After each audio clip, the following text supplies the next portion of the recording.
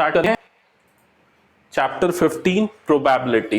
Probability आपने class 9th में भी पढ़ा था, लेकिन क्लास 9th की प्रोबेबिलिटी और 10th की प्रोबेबिलिटी में डिफरेंस है। क्या डिफरेंस है समझना। यहां पर सबसे ऊपर जो मैंने लिखा है वो है एक्सपेरिमेंटल और इंपेरिकल प्रोबेबिलिटी। प्रोबेबिलिटी, एक सेकेंड,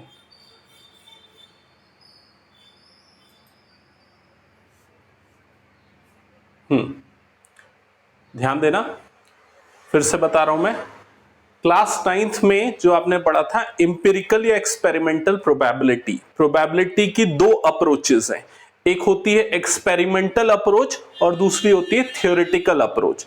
तो जो आपने क्लास 9th में पढ़ा था वो एक्सपेरिमेंटल अप्रोच है प्रोबेबिलिटी की, जिसको थ्योरेटिकल अप्रोच भी बोलते हैं, ठीक है। और उसका फॉर्मूला जो होता था प्रोबेबिलिटी, और ब्रैकेट के अंदर जो कैपिटल ई लिखा है वो कोई इवेंट होता था। तो probability of event E is equals to number of trials in which event occurred divided by total number of trials. मतलब अगर मैं एक कॉइन को 100 टाइम्स टॉस करता हूं जिसमें 70 टाइम्स हेड आता है, तो हेड आने की जो प्रोबेबिलिटी होगी वो 70 अपॉन 100 होगा। इस केस में, ये एक्सपेरिमेंटल प्रोबेबिलिटी के केस में जो हमने 9th में पढ़ी थी। 10th में आपके सिलेबस में थ्योरेटिकल प्रोबेबिलिटी है। इसमें प्रोबेबिलिटी का फॉर्मूला थोड़ा सा चेंज हो जाता है। क्या होता है फॉर्मूला? प्रोबेबिलिटी, बीच बीच में लोग कनेक्ट हो रहे हैं इस वजह से थोड़ा सा डिस्टर्बेंस हो रहा है। Probability of event E is equals to number of outcomes favourable to event E divided by all possible outcome. मतलब यहां पर ट्रायल डिपेंडेंट नहीं है प्रोबेबिलिटी, ये favourable outcome divided by all possible outcome है। अब ये क्या है आउटकम्स, ये चीजें मैं अभी आपको आगे बताऊंगा, ठीक है। फिलहाल ये जो दो चीजें जो मैंने बताई, थ्योरेटिकल प्रोबेबिलिटी और एक्सपेरिमेंटल प्रोबेबिलिटी, ये आपको पेज नंबर 297 में बुक में मिल जाएगा। उसको टिक कर लो, इन चीजों को टिक करो जो जो मैं यहां पर लिखा हूं और उसको मैं बुक में बता रहा हूं। तो पेज नंबर 297 मिड में आपको वो इंपेरिकल या एक्सपेरिमेंटल प्रोबेबिलिटी का फॉर्मूला लिखा हुआ दिख जाएगा, और उसके एकदम बॉटम पे आपको थ्योरेटिकल प्रोबेबिलिटी या जिसको क्लासिकल प्रोबेबिलिटी भी बोलते हैं उसका फॉर्मूला लिखा दिखेगा।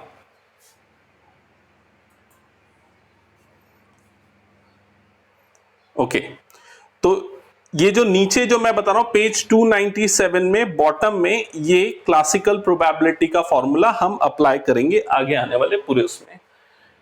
अब उसके नेक्स्ट जो पॉइंट मैंने लिखा है, क्या लिखा है? Equally likely outcome. ये इसकी डेफिनेशन भी समझना इंपॉर्टेंट है कि क्या होता है इक्वली लाइकली आउटकम।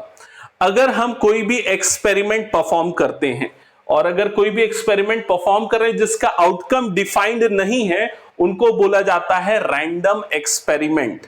तो ऐसा एक्सपेरिमेंट जिसके आउटकम को प्रिडिक्ट नहीं किया जा सकता, उनको बोला जाता है रैंडम एक्सपेरिमेंट। और उस रैंडम एक्सपेरिमेंट के बाद जो आउटपुट मिलेंगे, वो आउटपुट अगर इक्वली लाइकली हैं, मतलब सभी के आने के चांसेस इक्वल हैं, तो ऐसे आउटकम्स को बोला जाता है इक्वली लाइकली आउटकम्स। मैं एक एग्जांपल से समझाता हूं। फॉर एग्जांपल, अगर आपने एक डाइस को थ्रो किया, तो ये एक डाइस को थ्रो करना रैंडम एक्सपेरिमेंट है, और उसके जो आउटकम्स होंगे वो क्या क्या होंगे? 1 2 3 4 5 6, ये उसके आउटकम्स होंगे। और हर आउटकम के आने का जो चांस है वो इक्वल है। मतलब 1 के आने का चांस जितना है, 2 के आने का भी उतना ही है, 3 के आने का भी उतना ही है, और इसी तरीके से सारे एलिमेंट के आने के चांसेस इक्वल हैं। तो ऐसे आउटकम्स को बोला जाता है इक्वली लाइकली आउटकम्स। क्लियर है ये चीज? जैसे कि अगर मैं ये बोलूं कि अप्रैल के मंथ में बारिश होना, ये इक्वली लाइकली आउटकम है क्या? तो ये नहीं है, क्योंकि अप्रैल के मंथ में यूजुअली बारिश नहीं होती है। तो उसमें बारिश के चांसेस 10% होंगे या 5% होंगे, और बारिश नहीं होने के चांसेस 90% होंगे या 95% होंगे। तो ये जो आउटकम है वो इक्वली लाइकली नहीं है।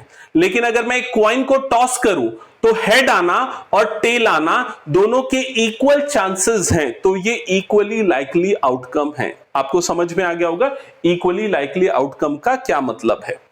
अब नेक्स्ट रैंडम एक्सपेरिमेंट, जैसे मैंने बताया एक ऐसा एक्सपेरिमेंट जिसके आउटकम्स को प्रिडिक्ट नहीं किया जा सकता, उनको बोला जाता है रैंडम एक्सपेरिमेंट।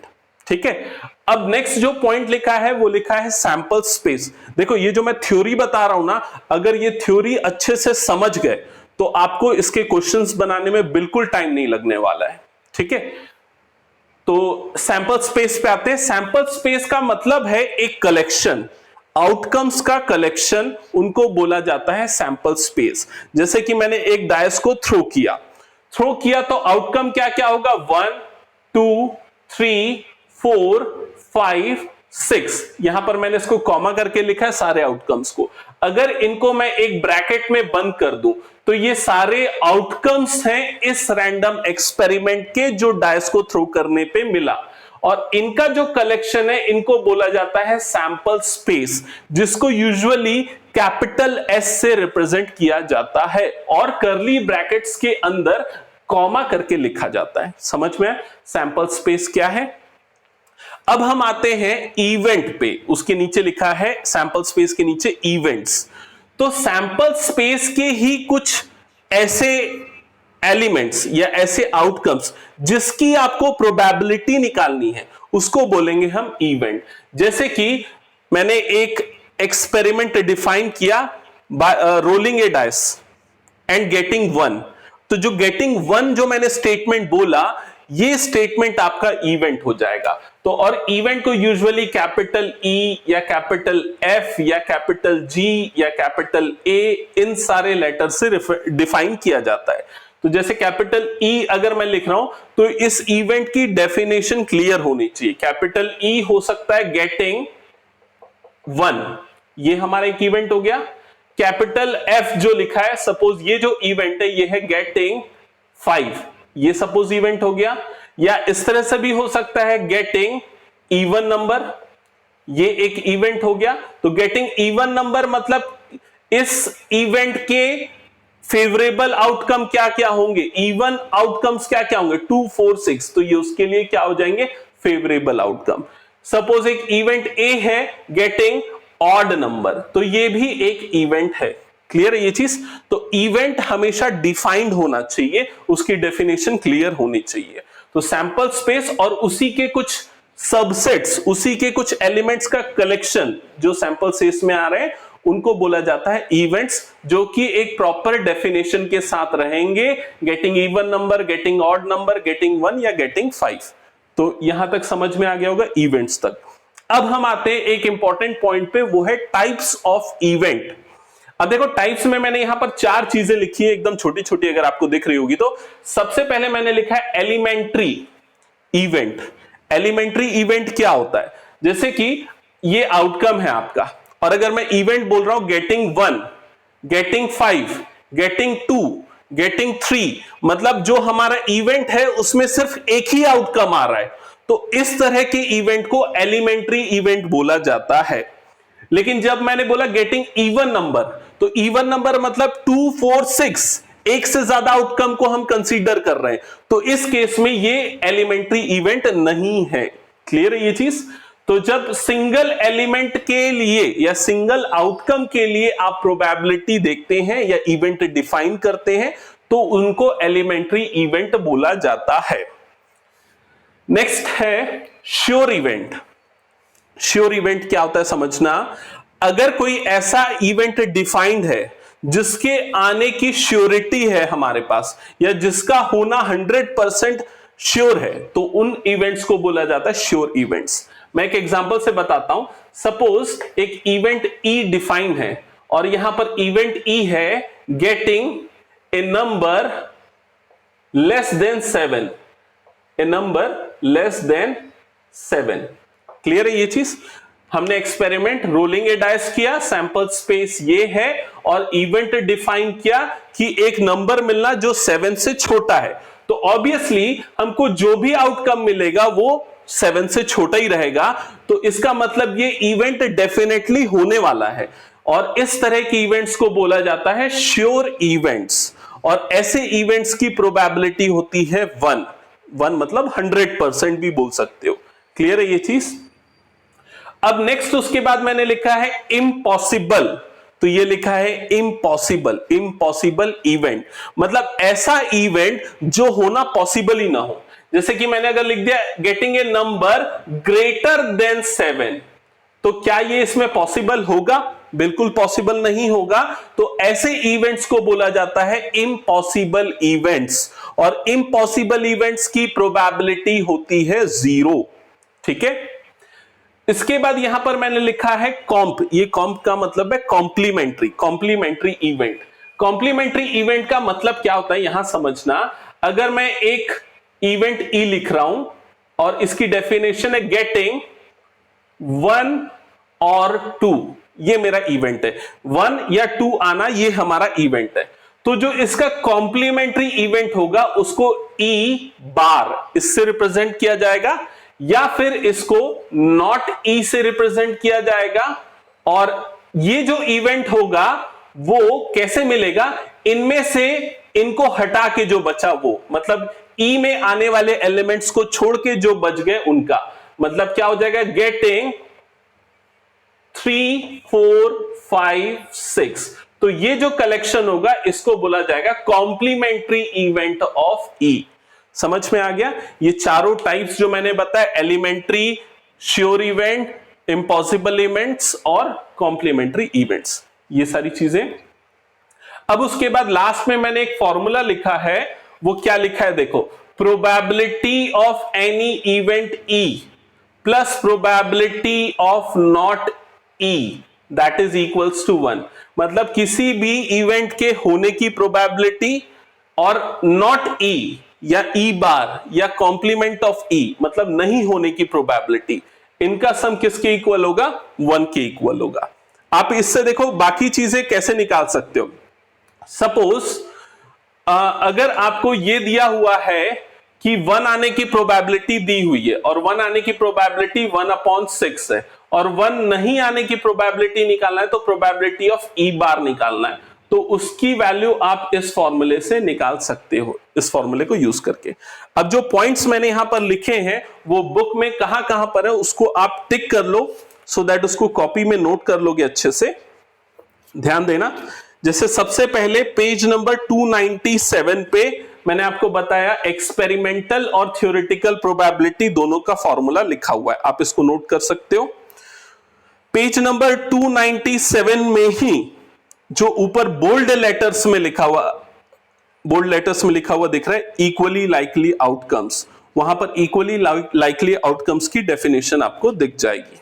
ठीक है, नेक्स्ट अगर आप आओगे पेज नंबर 299 में, ठीक है, तो उसमें एलिमेंट्री इवेंट्स के बारे में लिखा हुआ है एक पॉइंट, उसको आप देख सकते हो। वो पॉइंट ये बोल रहा है कि जितने भी एलिमेंट्री इवेंट्स हैं उनकी प्रोबेबिलिटी का सम 1 होता है। मैं उसको भी एक्सप्लेन करूंगा आगे। नेक्स्ट पेज नंबर 300 पे अगर आप देखोगे अगेन सेंटर पे उस पेज में बोल्ड लेटर्स में लिखा हुआ है प्रोबेबिलिटी ऑफ नॉट ई। इस फॉर्मूले को उसने लिखा हुआ है मॉडिफाई करके, क्या किया है, ये जो है probability of not E is equals to 1 minus probability of E, ये फॉर्मूला लिखा हुआ है। आप इसको भी हाईलाइट कर लो, यूज होगा। और उसके नीचे कॉम्प्लीमेंट्री लिखा है, वर्ड बोल्ड लेटर्स में आपको दिख रहा होगा, उसको नॉट ई से डिफाइन किया है, तो जो मैंने कॉम्प्लीमेंट्री इवेंट्स आपको बताया वो।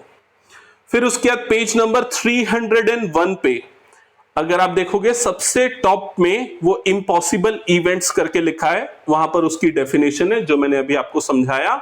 सेम पेज में 3-4 लाइन छोड़ के आपको श्योर या सर्टेन इवेंट दिख जाएगा, तो श्योर इवेंट बोलो या सर्टेन इवेंट बोलो, दोनों का मतलब सेम होता है। ठीक है, और एक और चीज यहां पर 301 पेज पे आपको दिख रहा है जो मैंने अभी बताया नहीं लेकिन इंपॉर्टेंट है, ध्यान रखना है। ये लिखा है P ऑफ E, मतलब किसी भी इवेंट की प्रोबेबिलिटी मिनिमम कितनी हो सकती है? 0। ग्रेटर देन और equals to 0 and less than और इक्वल्स टू 1, मतलब किसी भी इवेंट की प्रोबेबिलिटी 0 से 1 के बीच में होगी। इसको भी हाईलाइट कर देना। उसके बाद इसने कार्ड्स के बारे में कुछ बताया है जिसका डिटेल एक बार मैं शॉर्ट में आपको अभी दूंगा, इसको समझ लेना। तो उसके बाद हम क्वेश्चंस बनाना चालू कर सकते हैं। ठीक है, एक बार मैं कार्ड्स का डिस्क्रिप्शन दे देता हूं जल्दी से, कुछ लोगों को पता होगा कुछ को नहीं पता होगा, फिर भी सभी सुन लो ध्यान से। देखो टोटल जो कार्ड्स होते हैं वो होते हैं 52, टोटल 52 कार्ड्स होते हैं। और ये जो 52 कार्ड्स हैं ये डिवाइड होते हैं दो पार्ट्स में, 26 दो इक्वल पार्ट्स में। जो फर्स्ट 26 कार्ड का सेट है वो है रेड कार्ड का, जो सेकेंड 26 है वो है ब्लैक कार्ड का सेट होता है। अगेन ये जो रेड कार्ड्स हैं ये दो कैटेगरी में डिवाइडेड होते हैं, एक होता है डायमंड और दूसरा होता है हार्ट। एंड जो ब्लैक कार्ड्स है वो भी दो पार्ट्स में डिवाइडेड होते हैं, एक को बोलते हैं क्लब और दूसरे को बोलते हैं स्पेड।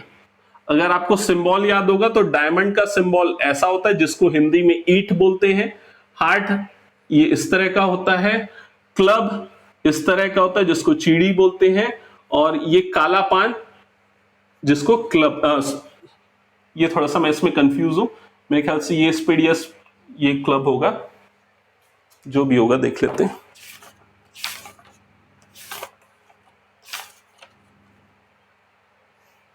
हाँ ठीक है सही है, ये स्पेड होता है और ये क्लब होता है। तो टोटल 4 कैटेगरी में डिवाइडेड होते हैं, और जिसमें से ये दो रेड वाले हैं, ये दो ब्लैक वाले हैं, और ये जो चारों हैं इनको बोला जाता है सूट्स। तो बेसिकली 4 सूट्स होते हैं और हर एक सूट के 13 कार्ड्स होते हैं। तो 13 13 13 13 4 जा 52, टोटल 52 कार्ड्स होते हैं। अब पहले अगर हम देखें फेस कार्ड्स के बारे में, तो फेस कार्ड्स इसमें कौन कौन से होते हैं, जैक, क्वीन और किंग। सिमिलरली इसमें भी जैक, क्वीन, किंग, जे क्यू के, इसमें भी जे क्यू के। तो टोटल अगर देखा जाए तो 3 फेस कार्ड्स होते हैं एक सूट के, और अगर एक कलर की बात की जाए तो टोटल कितने हो गए, 6। और अगर दोनों कलर्स को मिला दिया जाए तो 4 3 जा 12, मतलब 12 फेस कार्ड्स होते हैं आउट ऑफ 52 कार्ड्स। इसके अलावा एक और इंपॉर्टेंट कार्ड होता है जिसको बोलते हैं एस, ये इक्का, तो इसको कैपिटल ए से यूजुअली रिप्रेजेंट किया जाता है। ये हर एक सूट के लिए एक एक होता है। इसके अलावा बाकी नंबर्ड कार्ड्स होते हैं 2 3 4 ऐसा करते हुए 10 तक, ये सभी में आते हैं 2 3 4 अप टू 10, 2 3 4 अप टू 10, यहां पर भी 2 3 4 अप टू 10, ये कार्ड्स का सेट होता है। क्लियर है ये चीज? तो ये आपको ध्यान रखना है क्योंकि कार्ड के बेसिस पे बहुत सारे क्वेश्चंस बनते हैं। ठीक है, अब हम स्टार्ट करते हैं एक्सरसाइज, कुछ क्वेश्चंस देखते हैं और उसके बाद मैं आप लोगों से पूछूंगा, आप लोग आंसर करना। सबसे फर्स्ट क्वेश्चन है एक्सरसाइज 15.1 का question number 1, fill in the blanks है। Probability of an event E plus probability of the event not E is equals to, Shreya correct, यहां जो हमने लिखा पॉइंट उससे 1। Second Manish, the probability of an event that cannot happen is, correct, such an event is called, correct, the probability of an event is certain to happen is, क्या होगा मुस्कान?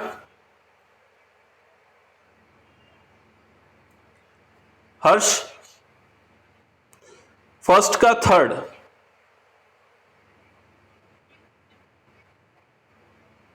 नहीं, first का third, Harsh बताओ। The probability of any event that is certain to happen, certain मतलब sure है जिसका होना, उसकी प्रोबेबिलिटी होगी 1। Such an event is called certain और श्योर। ठीक है, the sum of probabilities of elementary event of an experiment is 1। ये लास्ट वाला जो इसका 1 आएगा, कैसे 1 आता है इसको मैं समझा रहा हूं, ध्यान देना। जैसे कि अगर मैंने एक कॉइन को टॉस किया, सपोज एक रैंडम एक्सपेरिमेंट है टॉसिंग ए कॉइन, कॉइन को टॉस करने के बाद जो आउटकम आएगा या सैंपल स्पेस जो बनेगा वो क्या होगा, या तो हेड होगा या फिर टेल होगा। क्लियर है ये चीज। अब इसमें दो एलिमेंट्री इवेंट बनेंगे। पहला elementary event suppose capital A ले रहा हूं, वो है गेटिंग हेड। दूसरा एलिमेंट्री इवेंट अगर मैं बी ले रहा हूं तो वो क्या हो जाएगा, गेटिंग टेल। तो गेटिंग टेल आपका सेकेंड एलिमेंट्री इवेंट है। अब अगर आपको फर्स्ट वाले की प्रोबेबिलिटी निकालनी है P ऑफ A, तो थ्योरेटिकल अप्रोच प्रोबेबिलिटी की, number of outcomes favourable to this event E, मतलब यहां पर E जो है वो A है, तो number of outcomes favourable to this event head के लिए कितने फेवरेबल आउटकम है, सारे में से एक ही हेड है, divided by all possible outcome. इस एक्सपेरिमेंट के कितने पॉसिबल आउटकम है, 2, तो ये P ऑफ A की वैल्यू क्या आ जाएगी, 1/2। सिमिलरली P ऑफ B, अगर आपको ये प्रोबेबिलिटी निकालनी है तो गेटिंग टेल, तो number of outcomes favourable to this event B, tail आने के लिए कितने आउटकम्स है, एक ही, divided by all possible outcome कितना है, 2, तो P ऑफ B की वैल्यू 1/2 आ गई। अब देखो दो एलिमेंट्री इवेंट्स हैं, दोनों के प्रोबेबिलिटी का सम P of A plus P of B, मतलब 1/2 प्लस 1/2, जब ऐड करोगे तो वो क्या हो जाएगा, 2/2, दैट इज इक्वल्स टू 1। मतलब सारे एलिमेंट्री इवेंट्स की प्रोबेबिलिटी का सम क्या होगा, 1 आएगा। यहां तो दो आउटकम थे इसलिए दो एलिमेंट्री इवेंट निकले। अगर हम डायस को थ्रो करेंगे तो 6 एलिमेंट्री इवेंट्स बनेंगे, 1 2 3 4 5 6, ठीक है। और तब इंडिविजुअल प्रोबेबिलिटी कितनी होगी, 1/6 1/6 1/6, इस तरह से जब सबको ऐड करोगे तो 6/6 और आंसर क्या आएगा, 1। तो यही है इसका आंसर फोर्थ का, the sum of probabilities of all elementary events of an experiment is 1। Last है, the probability of an event is greater than or equal to 0। Recall करो, मैंने ये लिखा था प्रोबेबिलिटी ऑफ इवेंट 0 से बड़ा या इक्वल होता है, 1 से छोटा या 1 के इक्वल होता है। तो इसमें आंसर आएगा greater than or equal to 0 and less than और equals to 1। I hope clear हो गया होगा फर्स्ट आपको। सेकेंड क्वेश्चन पे आते हैं। सेकेंड क्वेश्चन में क्या लिखा है, which of the following experiments have equally likely outcomes and which are not. Explanation भी देना है तो समझना ध्यान से। इक्वली लाइकली का मतलब क्या है, आउटकम के होने के चांसेस इक्वल हो, ठीक है। जैसे डाइस को थ्रो करने पे, कॉइन को टॉस करने पे इक्वल चांसेस होते हर आउटकम के, वो। तो फर्स्ट लिखा है, a driver attempts to start a car, the car starts or does not start. तो समझना रैंडम एक्सपेरिमेंट क्या है, कार को स्टार्ट करने का अटेम्प्ट करना, ठीक है। कार स्टार्ट होगी या नहीं होगी, ये दो आउटकम्स है। तो क्या ये दोनों आउटकम्स इक्वली लाइकली हैं या नहीं, तो आंसर आएगा they are not equally likely. क्यों इक्वली लाइकली नहीं है, क्योंकि अगर गाड़ी अच्छी है, गाड़ी में पेट्रोल डला हुआ है, सारी कंडीशन ठीक है, तो 100% या 99% चांस है कि वो स्टार्ट हो जाएगी, सिर्फ 1% चांस है कि वो स्टार्ट नहीं होगी। तो स्टार्ट होने का चांस और स्टार्ट नहीं होने का चांस दोनों इक्वल नहीं है, इसलिए इक्वली लाइकली इवेंट्स नहीं होंगे।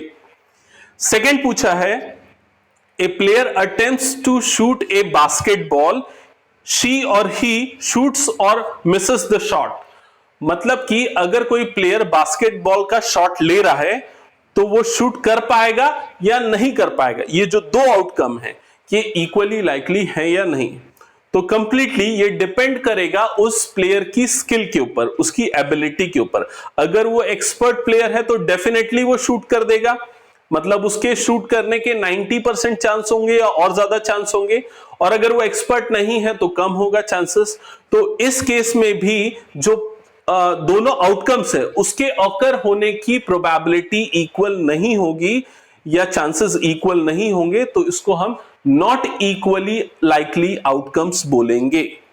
ठीक है, ये उसके एक्सप्लेनेशन में आपको लिखना पड़ेगा। नेक्स्ट है थर्ड पार्ट इसका, a trial is made to answer a true false question. जैसा आपके पास रहता है, अगर आपको एक ट्रू फॉल्स क्वेश्चन मिला और आप उसको ट्रायल मार रहे हो, आपको पता नहीं है, आप ट्राई मार रहे हो, किसी को भी ट्रू किसी को भी फॉल्स मार दे रहे हो, तो उसके सही या गलत होने का चांस। अब देखो, जब आप ट्राई कर रहे हो मतलब आपको आंसर पता नहीं है, तो उसका ट्रू होना या फॉल्स होना वो इक्वल लाइकल होगा, या तो आप सही होगे या तो गलत होगे, दोनों के इक्वल चांसेस होंगे। तो इसलिए जो थर्ड होगा वो इक्वली लाइकली आउटकम्स होंगे। फोर्थ है, a baby is born, it is a girl or a boy. Obviously boy और गर्ल होने के दोनों के इक्वल चांसेस होते हैं, ऐसा नहीं कि किसी के यहां बॉय होने का ज्यादा चांस होता है, गर्ल होने का कम चांस होता है या वाइस वर्सा। तो ये आउटकम्स भी जो होंगे, बॉय या गर्ल होना, ये भी इक्वली लाइकली आउटकम्स होंगे। क्लियर है ये चीज? लेकिन अगर इस क्वेश्चन में थोड़ा सा चेंज हो जाता है, suppose a newborn baby will be a twins or not। ठीक है, अगर कोई न्यूबॉर्न बेबी हो रहा है तो वो ट्विंस होंगे या नहीं होंगे, तो क्या ये इक्वली लाइकली आउटकम्स होंगे? बताओ। नहीं, क्योंकि ट्विंस होना थोड़ा रेयर चांसेस होता है, उसके चांसेस कम होते हैं, लेकिन बॉय और गर्ल के इक्वल चांसेस होते हैं, तो इसलिए वो इक्वली लाइकली आउटकम्स होंगे। ठीक है, नेक्स्ट है क्वेश्चन नंबर 3। क्वेश्चन नंबर 3 है, why is tossing a coin considered to be a fair way of deciding which team should get the ball at the beginning of the football game। मतलब toss करके decide करते हैं कि कौन सी team को पहले ball मिलेगी फुटबॉल जब स्टार्ट होगा तब। तो इसके लिए टॉस करना ही एक फेयर वे क्यों है? तो उसका रीजन है कि जो टॉस से जो आपको आउटकम मिलेंगे, दो आउटकम्स मिलेंगे, या तो हेड या तो टेल, वो इक्वली लाइकली आउटकम्स हैं और दोनों आउटकम्स आने की प्रोबेबिलिटी इक्वल है, इसीलिए इसको फेयर वे माना गया है। इक्वल चांसेस के थ्रू डिसाइड होगा किस टीम को बॉल मिलेगी। ठीक है, तो इसका थ्योरेटिकल आंसर इस तरह से आपको लिखना है। आंसर क्या लिखोगे? Outcomes are equally likely and completely unpredictable, that's why tossing a coin is a fair way for deciding which team will get the ball first। अब इसके बाद क्वेश्चन नंबर 4 ऑनवर्ड्स, अब यहां पर थोड़ा सा आपको न्यूमेरिकल क्वेश्चंस मिल जाएंगे। देखते हैं क्या है। क्वेश्चन नंबर 4 में बोल रहा है, which of the following cannot be the probability of an event। इनमें से कौन सा किसी इवेंट की प्रोबेबिलिटी नहीं हो सकता? फर्स्ट है 2/3, सेकेंड है -1.5, थर्ड है 15%, फोर्थ है 0.7। जैसा मैंने आपको बताया था, किसी भी इवेंट की प्रोबेबिलिटी 0 से 1 के बीच में होती है। तो 2/3 अगर आप इसको पॉइंट में रिप्रेजेंट करोगे तो यह आ जाएगा 0.666, ऐसा कुछ आएगा। 0 से 1 के बीच में आ रहा है, मतलब ये प्रोबेबिलिटी हो सकता है। 15% का मतलब क्या होता है? परसेंट हटाओगे तो अपॉन में 100 लगता है, तो 15/100 मतलब 0.15। ये तो 0.7 गिवन है, तो ये तीनों वैल्यूज 0 से 1 के बीच वाली है। ये वाली वैल्यू क्या है? नेगेटिव है, तो ऑब्वियसली प्रोबेबिलिटी जो है इस इंटरवल के बीच में नहीं है, मतलब ये वाली वैल्यू इस इंटरवल के बीच में नहीं है, इसलिए ये वैलिड प्रोबेबिलिटी नहीं होगा। अगर आप अपनी बुक में इस एक्सरसाइज के पीछे के आंसर्स देखोगे तो सारे आंसर्स में जो वैल्यू है वो 0 से 1 के बीच में है, कहीं पर भी नेगेटिव वैल्यू या 1 से बड़ी वैल्यू आपको नहीं मिलेगी। अब हम आते हैं क्वेश्चन नंबर 5 में। तो क्वेश्चन नंबर 5 देखो क्या लिखा है। क्वेश्चन नंबर 5 में आपको प्रोबेबिलिटी ऑफ इवेंट ई ये गिवन है 0.05, और क्या पूछ रहा है? What is the probability of not E. ठीक है, नॉट ई की प्रोबेबिलिटी निकालनी है। नॉट ई मतलब प्रोबेबिलिटी ऑफ ई बार या कॉम्प्लीमेंट ई, ऐसा भी लिखते हैं।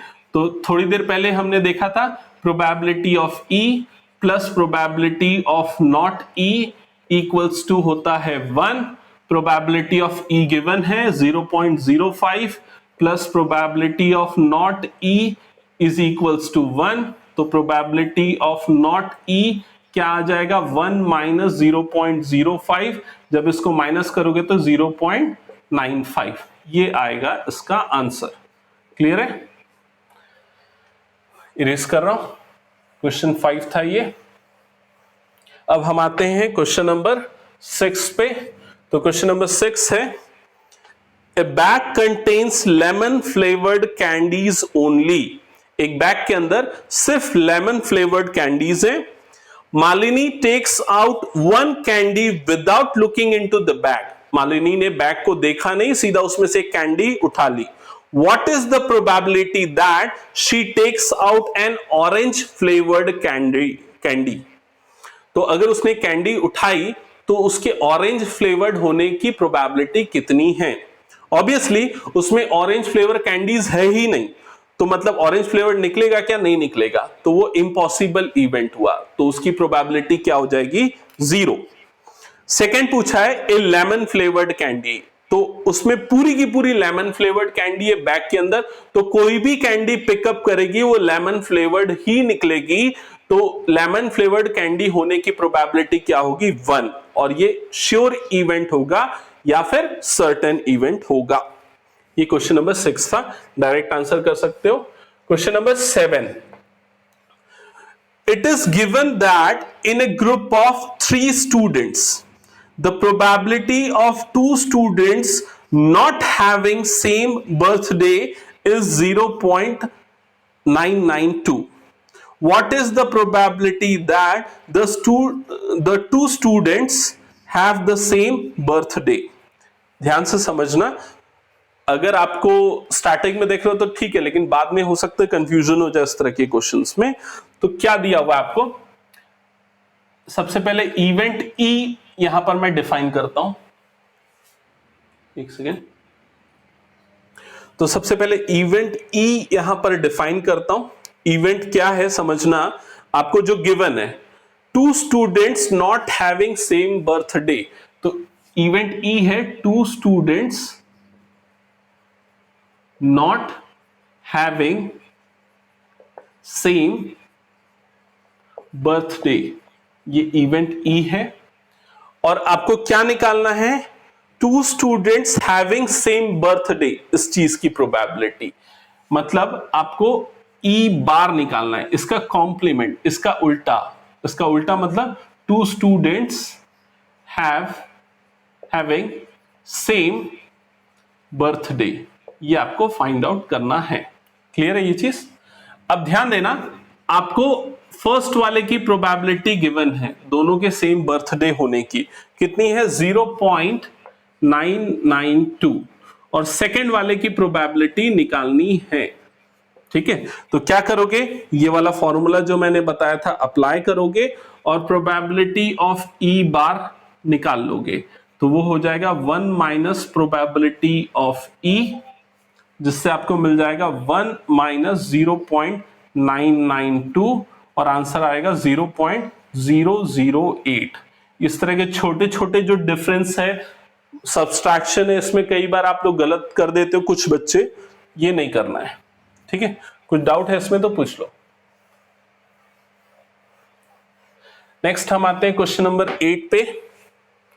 क्वेश्चन नंबर 8 है, अ bag contains 3 red balls 5 black balls. तो एक बैग में 3 रेड और 5 ब्लैक बॉल्स हैं।